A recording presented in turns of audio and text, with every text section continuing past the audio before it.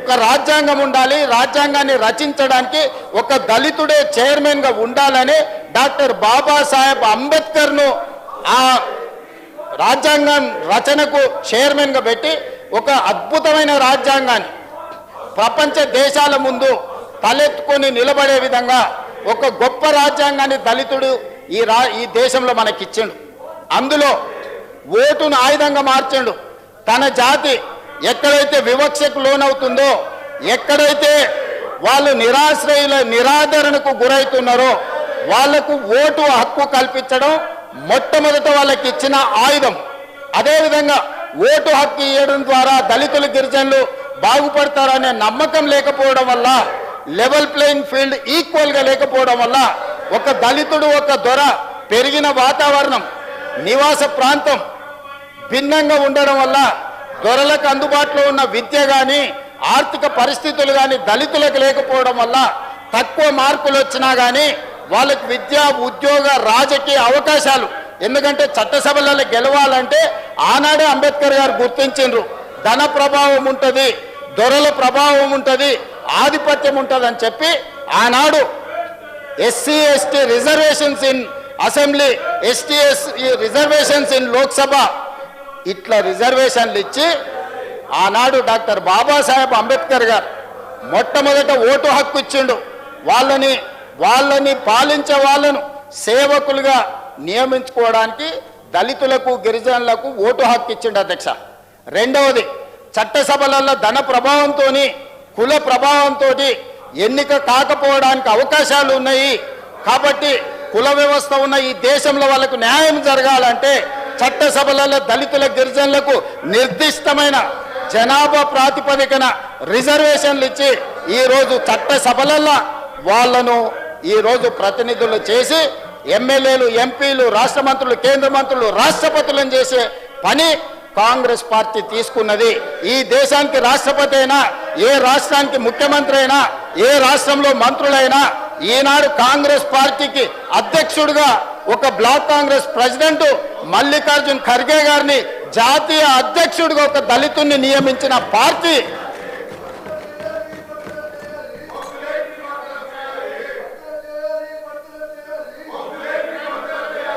జాతీయ పార్టీ అధ్యక్షుడిగా ఒక దళితుడిని నియమించుకున్న పార్టీ మాది అధ్యక్ష. అదేవిధంగా ఈరోజు తెలంగాణ రాష్ట్రంలో ప్రజాపాలన వచ్చిన తర్వాత ఆనాడు తెలంగాణ ఉద్యమం సందర్భంగా టిఆర్ఎస్ నాయకుడు తెలంగాణ అంటూ సాధిస్తే తెలంగాణకు మొట్టమొదటి ముఖ్యమంత్రిని దళితుని చేస్తా అన్నాడు అధ్యక్ష.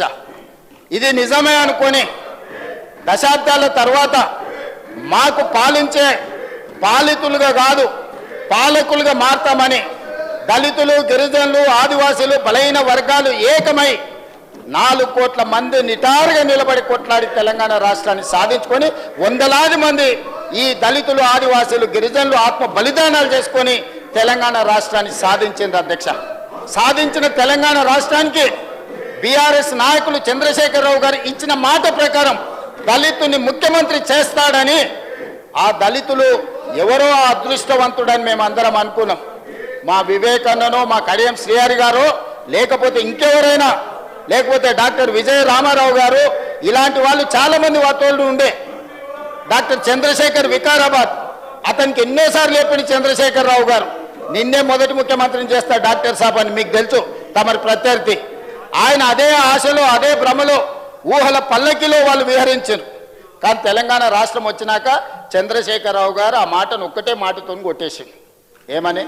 దళితులకు పరిపాలన చేత కాదు, ఈ తెలంగాణలో ఎన్నో సమస్యలు ఉన్నాయి, ఈ సమస్యలను అన్నిటిని పరిష్కరించాలంటే దొర మాత్రమే తెలంగాణకు ముఖ్యమంత్రి కావాలి, దళితులు అవ్వడానికి వీల్లేదని అత్యంత అవమానకరంగా ఉద్యమంలో త్యాగాలు చేసి, ఉద్యమంలో ఆత్మ బలిదానాలు చేసుకొని ఎన్నికల్లో బీఆర్ఎస్కు ఓట్లేసి గెలిపించిన దళితులను నట్టేట ముంచి చంద్రశేఖరరావు గారే ఈ తెలంగాణకు ముఖ్యమంత్రి బాధ్యతలు తీసుకున్నాడు అధ్యక్ష. సరే, అది వాళ్ళ పార్టీ అంతర్గత వ్యవహారం, నేను ఆ జోలికి వెళ్ళదలుచుకోలేదు, అది వాళ్ళ ఇష్టం. 2018 ఎన్నికల తర్వాత వాళ్ళు దళితులను వంచి మంత్రివర్గంలో ఒక్కరికే ఆనాడు మంత్రి ఇచ్చిన ఉప ముఖ్యమంత్రిని మళ్ళీ బర్తరఫ్ చేసి ఆ తర్వాత ఇంకొకరికి ఇచ్చింది. 2018 తర్వాత కూడా ఒక్కరికే అధ్యక్ష ఇచ్చింది, కొప్పుల ఈశ్వర్ గారికి. దళితుల పట్ల వాళ్ళకు ఉన్న ప్రేమ ఎలాంటిదో వాళ్ళ మంత్రివర్గ కూర్పును చూస్తే మీకు అర్థమైంది అధ్యక్ష. అధ్యక్ష వాళ్ళు అట్లుంటే 2018లో మేము ఒక దళిత బిడ్డ బట్టి విక్రమార్క గారిని మిత్రుణ్ణి, అతని దళితుడనే కాదు అతను సమర్థవంతుడు, సెంట్రల్ యూనివర్సిటీలో చదువుకున్న వాళ్ళందరికంటే చదువులో విద్యలో జ్ఞానంలో నేర్పరి వాళ్ళందరికంటే ఆడున్నోళ్ళందరికంటే ఏ పరీక్ష అయినా పెట్టండి మా బట్టి విక్రమార్క గారు మొదటి స్థానంలో వస్తారు. అట్లాంటి చదువుకున్న ఒక దళిత బిడ్డను లక్ష్మీపల్లి అని ఒక చిన్న మారుమూల గ్రామం నుంచి ఈ స్థాయికి ఎదుగొచ్చిన బట్టి విక్రమార్క గారిని ప్రధాన ప్రతిపక్ష నాయకుడిగా చేసిన అధ్యక్ష కాంగ్రెస్ పార్టీ. వారు ముఖ్యమంత్రి చేస్తాని చేయకుండా మోసం చేస్తే అది వారి విజ్ఞత. కానీ ప్రతిపక్ష పార్టీలో సీనియర్లు ఉత్తమ్ కుమార్ రెడ్డి గారు, కోమటిరెడ్డి గారు లాంటి, సబితా ఇంద్రారెడ్డి గారు లాంటి సీనియర్ శాసనసభ్యులు ఉన్న సందర్భంలో వాళ్ళందరినీ కూడా కాదని కాంగ్రెస్ పార్టీ బట్టి విక్రమార్క గారిని ప్రధాన ప్రతిపక్ష నాయకుడిగా నియమించారు అధ్యక్ష. ఏం జరిగిందో మీకు తెలియదా అధ్యక్ష? సంవత్సరం తిరగకుందే ప్రతిపక్ష నాయకుడిగా బట్టి గారు అక్కడ నిలబడి ఈ ప్రభుత్వాన్ని నిలదీస్తుండని, ఈ ప్రభుత్వ విధానాలను ప్రశ్నిస్తుండని, ఒక క్వాలిటీ డిబేట్ డిస్కషన్ ఇనిషియేట్ చేస్తున్నాడని కక్షగట్టి ఎమ్మెల్యేలను పార్టీ ఫిరాయించే విధంగా ప్రోత్సహించి ప్రధాన ప్రతిపక్ష హోదా కూడా గుంజుకున్నాడు అధ్యక్ష. 19 మంది ఎమ్మెల్యేలను 5 మంది ఎమ్మెల్యేలకు కుంచకపోయే విధంగా ఒక దళితుడు ప్రతిపక్ష నాయకుడు ఉంటే చూసి ఓర్వలేని దళితుల పట్ల తన వివక్ష తన కక్షను బట్టి గారిని తొలగించడం ద్వారా ఆయన పైశాచిక ఆనందాన్ని పొందిండు తప్ప ఏ రోజు కూడా దళితుల కోసం వాళ్ళు కనీసమైన ప్రేమ కాదు కదా, అభిమానం కాదు కదా, కనీసం మానవత్వం కూడా వాళ్ళు ప్రదర్శించలేదు అధ్యక్ష. అయినా మానసిక ధైర్యం కోల్పోకుండా ఎన్ని అవమానాలు ఎదురైనా, సభలో మైకి ఇవ్వకపోయినా, సభలోకి రానియకపోయినా మనోనిబ్బరం కోల్పోకుండా ప్రజాక్షేత్రంలో పాదయాత్ర చేసి ఆదిలాబాద్ పిప్పిరి నుంచి మొదలుపెట్టి ఖమ్మం వరకు రోజుల కొద్ది పాదయాత్ర చేసి అదే దళితులు, గిరిజనులు, ఆదివాసీలు, బలైన వర్గాలు, మహిళలు, మైనార్టీలను, విద్యార్థులను, నిరుద్యోగ యువకులను, అమరవీరుల కుటుంబాలను కలుసుకుంటూ సమస్యలు తెలుసుకుంటూ ప్రజా జీవితంలో రాణించింది కాబట్టే ఈరోజు ప్రజాపాలన ప్రభుత్వం ఏర్పడ్డది అధ్యక్ష. వారు ఉప ముఖ్యమంత్రి అయింది. ఈ రాష్ట్ర ప్రజలకు ఏ బాగోగుల కోసం మనం బడ్జెట్ పెట్టుకుంటామో ఆ బడ్జెట్ పెట్టే ఆర్థిక మంత్రి హోదా వారికి ఇచ్చిండ్రు. గతంలో ఎవరి దగ్గర ఉండే అధ్యక్ష? హరీష్ రావు గారి దగ్గర ఉండే. ముఖ్యమంత్రి ఎవరి దగ్గర ఉండే అధ్యక్ష? కేసీఆర్ గారి దగ్గర ఉండే. మున్సిపల్ శాఖ ఎవరి దగ్గర ఉండే అధ్యక్ష? కేటీఆర్ దగ్గర ఉండే. ఇవాళ ఉప ముఖ్యమంత్రి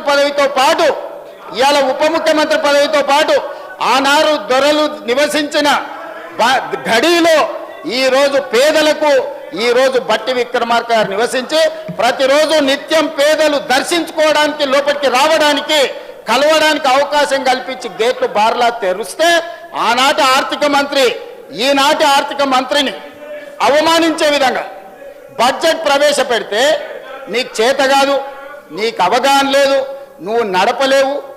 ఏం భాష అధ్యక్ష ఇది? ఏం వ్యవహారం ఇది? పద్ధత అంటే వాళ్ళు దొరలు మాత్రమే పాలన చేయగలరు, దొరలు మాత్రమే బడ్జెట్ పెట్టగలరు, దొరలు మాత్రమే దోపిడీ చేయగలుగుతున్నాం మేము అన్నట్టుగా విర్రవీగడం ఏంది అధ్యక్ష? బట్టి విక్రమార్క గారు ప్రవేశపెట్టిన బడ్జెట్లో లోపం ఉంటే బడ్జెట్లో లోపాలు చెప్పండి. వ్యక్తిగతంగా బట్టి గారిని టార్గెట్ చేసి మాట్లాడే అవసరం ఉందా అధ్యక్ష?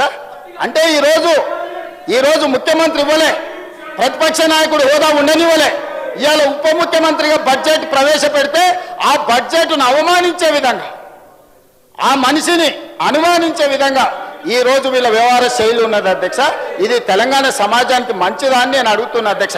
అదే కాదు అధ్యక్ష, ఈరోజు నేను తమరి ద్వారా చెప్పదలుచుకున్నా, బట్టి విక్రమార్క గారు, దామోదర రాజనరసింహ గారు, వివేక్ వెంకటస్వామి గారు, అడ్లూరి లక్ష్మణ్ గారు, ధనసరి సీత అనసూయ సీతక్క గారు, రామచంద్ర నాయక్ గారు, వేముల వీరేశం గారు, అద్దంకి దయాకర్ గారు, ఇట్లా నేను చెప్పుకుంటూ వెళ్తే ఎంతమంది దళితులకి ఈరోజు ప్రభుత్వంలో అవకాశం వచ్చింది అధ్యక్ష? అంతెందుకు అధ్యక్ష, దళితులను చిన్న చూపు చూసే చంద్రశేఖరరావు గారికి కనువిప్పు కలగాలి, ఆ దళితుడు ముందు చేతులు కట్టుకొని నిలబడాలని తమరిని స్పీకర్గా కుర్చీలో కూర్చోబెట్టిన అధ్యక్ష. ప్రతి క్షణం ఏ దళితులనైతే చంద్రశేఖరరావు గారు వారి పార్టీ అవమానించిందో ఆ దళితుడు ముందు నాకు మైకు కావాలి, మీరు కరుణించండి, మీరు దయ చూపండి, ఇన్నాళ్ళు నేను చేసిన పాపాలకు ఈనాడు శిక్ష అనుభవిస్తున్నా అని మీ ముందల చేతులు కట్టుకునే విధంగా మిమ్మల్ని ఈరోజు స్పీకర్గా మా ఎమ్మెల్యేలందరూ మా పార్టీ తమరిని ఆ కుర్చీలో కూర్చోబెట్టారు అధ్యక్ష. అందుకే ఈరోజు ప్రధాన ప్రతిపక్ష నాయకుడు సభకు వస్తలేడు. ఎందుకంటే ఒక దళితుడు ముందు నిలబడి నేను మైక్ అడగాలనా, ఒక దళితుడు పైన కూర్చుంటే నేను కింద కూర్చోవాలనా, దొరబిడ్డనై ఉండి దళితుడు ముందు కింద కూర్చోవడం ఏంది అని ఈరోజు సభకు రావడం లేదు. అది వారి విజ్ఞత, అది వారి ఆలోచన. పోని ఆయనకు అహంకారం ఉంది, వయసు మీద పడ్డది, లేకపోతే మనకంటే వయసులో పెద్దోడు అని ఆయనను కొన్ని విషయాలలో మనము చూసి చూడనట్టు ఉన్నా వీళ్ళకేం పోయే కాలం అధ్యక్ష, ఏం పోయే కాలం. ఇవాళ ఒకటే చెప్పదలుచుకున్నా, బట్టి విక్రమార్క గారు, అడ్లూరు లక్ష్మణ్ గారు, లేకపోతే వివేక్ గారు, లేకపోతే మా అన్న దామన్న గారు, రామచంద్ర నాయక్ గారు, లేకపోతే వేముల వీరేశం గారు, అద్దంకి దయాకర్కు మేమిస్తే వాళ్ళు ఎవరికి ఇచ్చారు అధ్యక్ష? చంద్రశేఖరరావు గారు, హరీష్ రావు గారు, రామారావు గారు, దయాకర్ రావు గారు, వినోద్ రావు గారు, కవితారావు గారు, సంతోష్ రావు గారు, ఇవన్నీ పుణ్యానికి నామినేటెడ్ పోస్టులు అధ్యక్ష. ఎన్నికల్లో నిలబడి గెలిచొచ్చాడు గురించి నేను మాట్లాడదలుచుకోలే. కానీ ప్రభుత్వ పెద్దగా అధినేతగా, పార్టీ అధినేతగా పెద్దగా నిర్ణయాలు చేసేటప్పుడు ఓ దామోదరరావుకు రాజ్యసభ ఇస్తాడు, ఓ సంతోష్ రావుకు రాజ్యసభ ఇస్తాడు, ఓ వినోద్ రావుకు ఓడిపోతే ప్లానింగ్ కమిషన్ వైస్ చైర్మన్ ఇస్తాడు. వీళ్ళు నలుగురు మంత్రులు ఇదే సభలో చంద్రశేఖరరావు, హరీష్ రావు, తారక రామారావు, దయాకర్ రావు మంత్రులుగా ఉంటే అటువైపున అట్లుంటే ఇటువైపున బట్టి విక్రమార్క దళిత్, దామోదర్ రాజనరసింహ దళిత్, వివేక్ వెంకటస్వామి దళిత్, అడ్లూరి లక్ష్మణ్ దళిత్, వేముల వీరేశం దళిత్, ధనసరి అనసూయ సీతక్క ఆదివాసి, అదేవిధంగా రామచంద్ర నాయక్ లంబాడ, అద్దంకి దయాకర్ దళిత్. మా టీం చూడండి, వాళ్ళ టీం చూడండి అధ్యక్ష. ఇది నీతి జాతి. వాళ్ళొచ్చి ఒక qualified educated minister, sober personality, Venkataswamy గారు లేకుంటే తెలంగాణలో ఇవన్నీ అభివృద్ధి జరిగినాయా? ఒక రాజకీయ వారసత్వము, ప్రజలకు సేవ చేసిన కుటుంబం నుంచి వచ్చిన మంత్రిని, ఆ మంత్రిని గెలవనిస్తలేరు అధ్యక్ష, మాట్లాడనిస్తలేరు.